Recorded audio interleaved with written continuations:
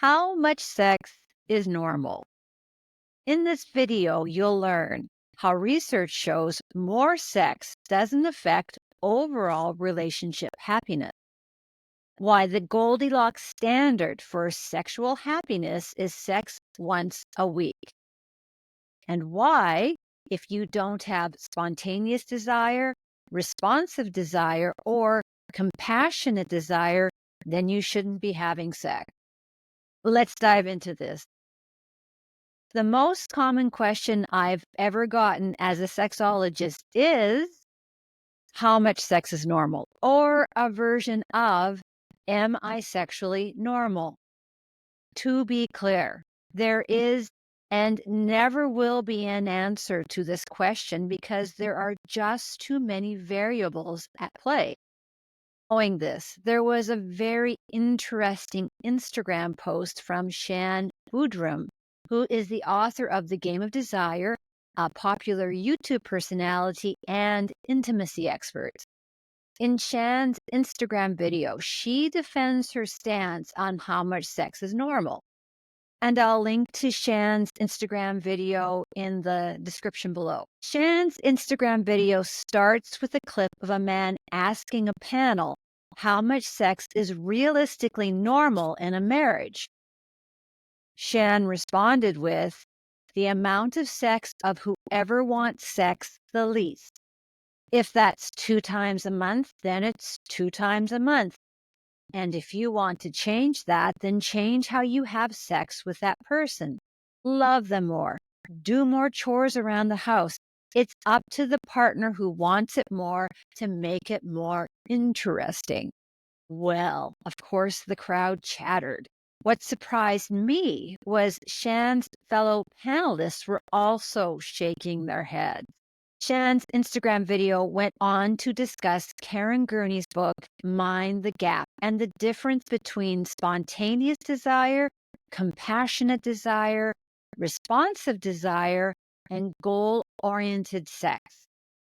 Compassionate desire is where you have sex, but midway through you still don't feel like it, but you want to see your partner happy.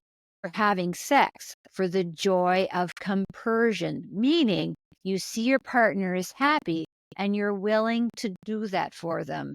Goal-oriented sex is where you don't want to have it at the start, but you go in knowing that you will like the end result, meaning you see the end goal, that in 15 minutes or however long your sex lasts, having the sex will benefit you and your partnership. Shan went on to say that when sex is initiated and you don't feel either spontaneous desire or responsive desire or compassionate desire, then you shouldn't have sex. That the person who wants to have sex more often needs to find the pain point of why the couple isn't having sex and address it. That consensual, enthusiastic sex is the only kind of sex we should consider. There were some really interesting comments on Shan's Instagram video, and I encourage you to take a look. Sex more often is not the answer. Hear me out. A few years back, a Calgary couple decided to have sex daily for 1 year and then write a blog about their experience. After only a few months, having sex every day became a chore for them both. They quit 6 months in because having sex every day made their sexual experience and relationship worse. And research backs this up. Research shows more sex doesn't have an effect on overall relationship happiness. Here's the question that everybody wants to know. How much sex are other people having? A 2017 study from the Archives of Sexual Behavior found that the average adult currently enjoys sex 54 times a year, which equates to about once a week.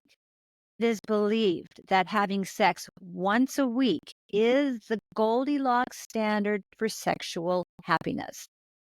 The social, psychological, and personality science surveyed over 30,000 Americans over 40 years for 3 different projects.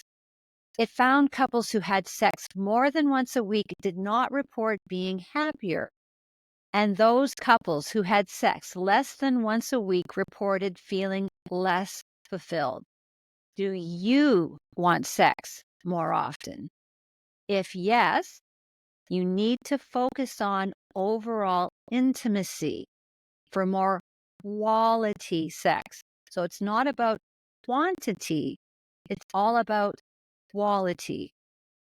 And here's a pro tip: sensuality is where your toe curling sex lives. Intimacy can include a spectrum of amazing things. Go to Google, it will give you millions of ideas other than intercourse and orgasm. And when you do this, it's going to contribute to your quality and bonding experience. At the end of the day, your focus should not be hitting a magic number, but rather on meeting the needs of you and your partner, having sensuality and bonding through intimacy. Is good sex on your mind, but not in your bedroom? TrinaReed.com and get your free copy of Sex Bootcamp Masterclass. Listen and subscribe to the weekly Sensational Sex podcast, and check out my award-winning fiction, The Sex Course, that went to #1 in its Amazon category 3 days after launch. And make sure to connect with me on all the social media at Dr. Trina Reed. Until next time, stay sexy.